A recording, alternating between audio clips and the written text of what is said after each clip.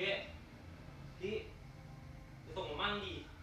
ผมต้องไปอะไรของมึงเนี้ยผมต้องไปมหาลัยแต่เช้าพี่มีประถมนิเทศไปทำไมเช้าจังวะมันประถมนิเทศพี่ไม่รู้หรอกมหาลัยที่เขามีประถมนิเทศพี่ไปส่งมั่งดี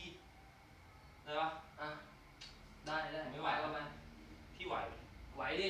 สภาพพี่ไม่น่าไหวเลยนะไปเถอะ เดี๋ยวผมให้เพื่อนผมมารับก็ได้ท่านนั้นไปเถอะงั้นพี่โอเคนะไปเถอะโอเคมึงไปเถอะงั้นโอเคเดี๋ยวพาไปงั้นแหละ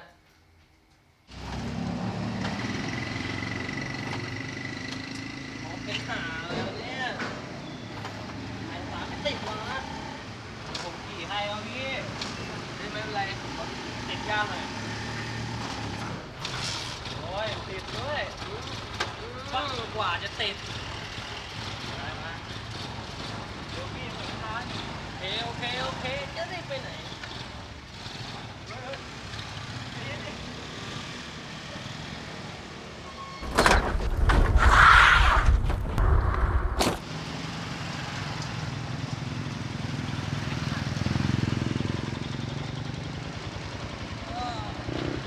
เป็นไรเปล่าวะ